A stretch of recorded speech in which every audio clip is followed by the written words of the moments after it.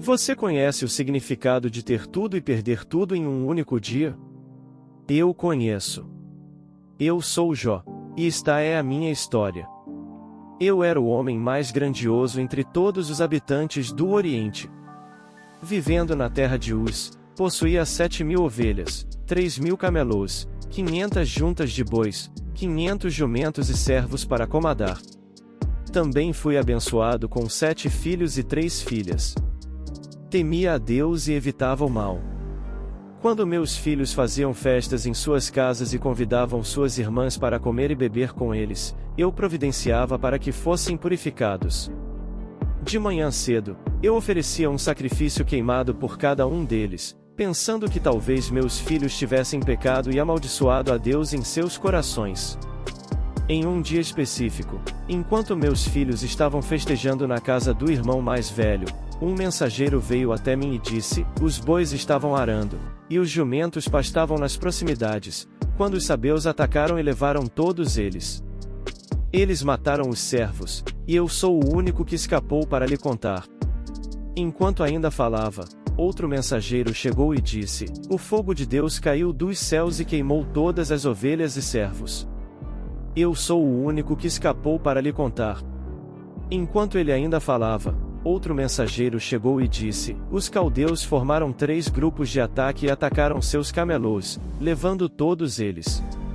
Eles mataram os servos, e eu sou o único que escapou para lhe contar.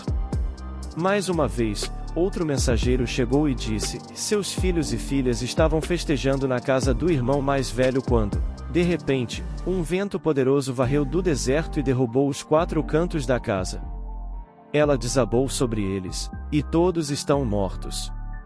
Eu sou o único que escapou para lhe contar. Fiquei arrasado com essa notícia.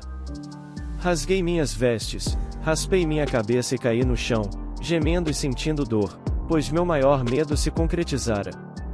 Peguei um pedaço de cerâmica quebrada e me feri com ela enquanto estava sentado entre as cinzas. Minha própria esposa me disse: você ainda mantém sua integridade? Ela me aconselhou a amaldiçoar a Deus e morrer. Essas foram as palavras que minha própria esposa me dirigiu.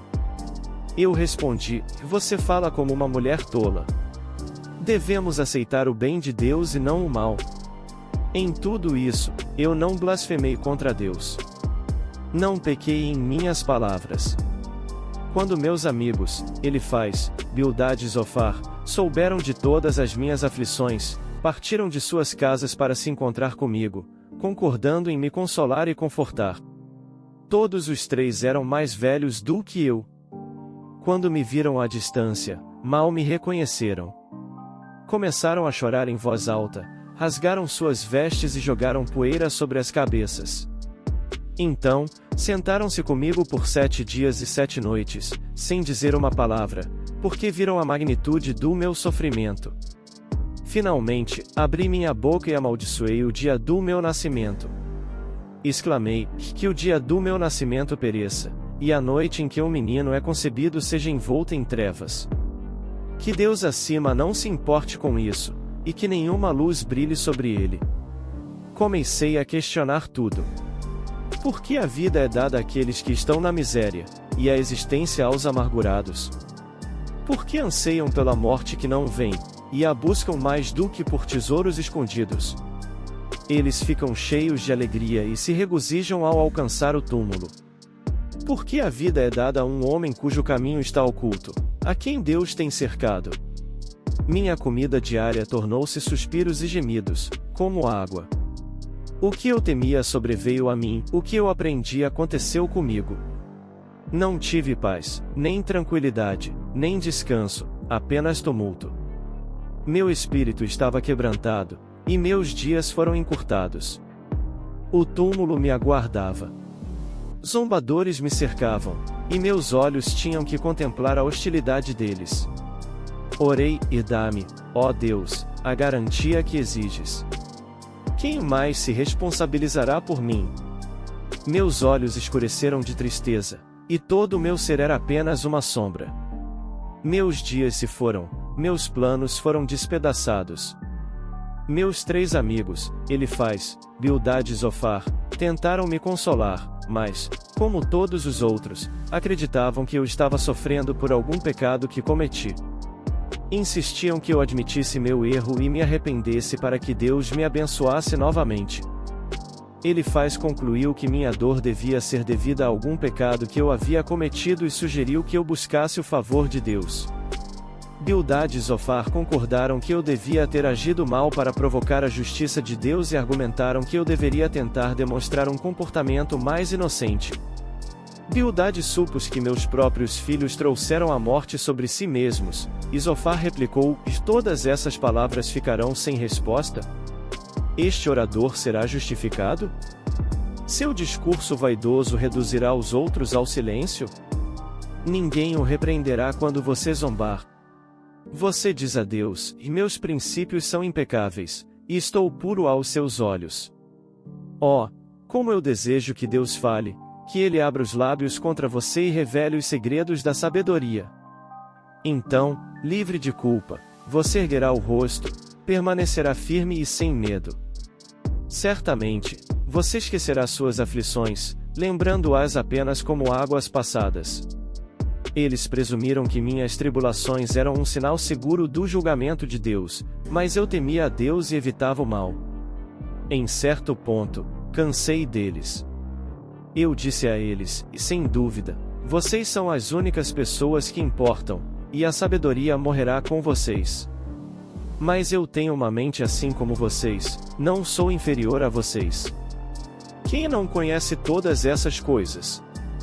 Me tornei motivo de riso entre meus amigos, embora eu invocasse a Deus e ele respondesse, eu era apenas motivo de riso, embora fosse justo e irrepreensível.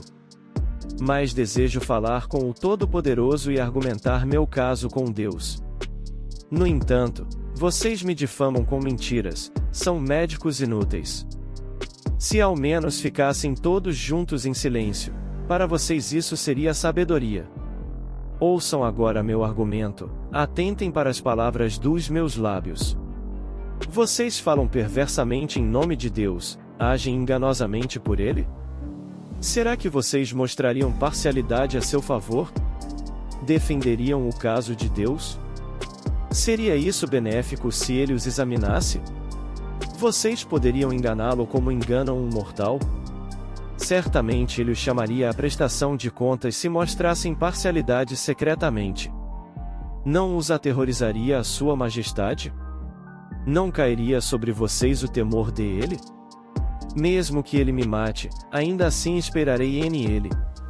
Certamente defenderei os meus caminhos diante dele. Isso se transformará, com efeito, em minha libertação, pois ninguém ímpio se atreveria a comparecer diante dele. Agora que preparei meu caso, sei que serei justificado. Alguém ousaria apresentar acusações contra mim? Se assim for, ficarei em silêncio e morrerei. Apenas conceda-me estas duas coisas, ó Deus, e então não me esconderei de você, retire sua mão longe de mim e cesse de me assustar com seus terrores. Em seguida, chame-me, e eu responderei, ou permita-me falar, e você poderá me replicar. Quantas transgressões e pecados cometi? Eu estava totalmente pronto para enfrentar Deus, eu o teria pedido para me mostrar minha ofensa e meu pecado. Deus, por que você esconde o rosto e me considera seu inimigo? Você prendeu meus pés em grilhões, vigia todos os meus passos e marca as solas dos meus pés. O sofrimento se tornou esmagador para mim, e agora estou amargurado, ansioso e assustado. Como eu lamento a injustiça de Deus ao permitir que os maus prosperem. Sofrerão ele e muitas outras pessoas honestas? Eu quero enfrentar Deus em protesto, mas não consigo encontrá-lo fisicamente. Eu disse aos meus amigos, tão certo como Deus vive, ele negou-me justiça, o Todo-Poderoso tornou minha vida amarga. Enquanto eu tiver vida dentro de mim, o sopro de Deus em minhas narinas, meus lábios não dirão nada ímpio e minha língua não proferirá mentiras. Nunca admitirei que você está certo até morrer, não negarei minha integridade. Manterei minha inocência e jamais a abandonarei. Minha consciência não me reprovará enquanto eu viver. Finalmente, o Senhor intervém. É muito difícil se defender quando se está em tal miséria. Qual foi minha maior dor?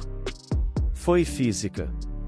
Eu estava coberto de feridas da cabeça aos pés, cansado e exausto, e com uma dor lancinante. Minha dor era social também, pois, devido à minha aparência física e ao fato de a comunidade local estar ciente da minha recente tragédia, tornei-me um pária social. As pessoas mudavam de calçada em vez de conversar comigo. Mesmo os adolescentes riam de mim. Minha dor era também mental, enfrentando a dor mental de não saber por que essas coisas angustiantes estavam acontecendo comigo, especialmente quando parecia não haver nada em meu passado que indicasse isso. Minha dor era também espiritual, meu sofrimento espiritual era muito pior do que qualquer outro, pois me sentia separado de Deus. Isso foi verdadeiramente mais angustiante. O sofrimento é muito mais doloroso se acreditarmos que Deus está distante e indiferente. No entanto, quando finalmente pude conversar com Deus, as coisas não correram como planejado. Durante meus discursos, pedi 36 vezes a Deus para falar comigo. Agora, finalmente, recebi meu desejo. O Senhor então falou comigo. Ele disse: "Quem é este que obscurece meus planos com palavras sem conhecimento? Prepare-se como um homem, vou interrogá-lo, e você me responderá. Onde estavas tu quando eu lançava os fundamentos da terra? Diz-me, se entendes.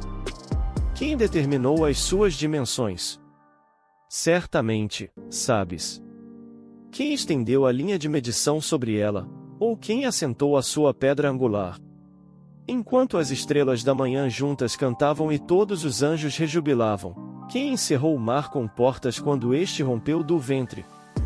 Quando eu fiz das nuvens o seu vestuário e a envolvi com trevas espessas, quando fixei limites para ela e coloquei portas e barras.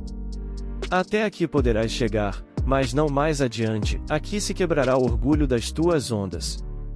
Deste alguma ordem amanhã ou mostraste ao amanhecer o seu lugar, para que pegasse nos extremos da terra e os sacudisse dos ímpios?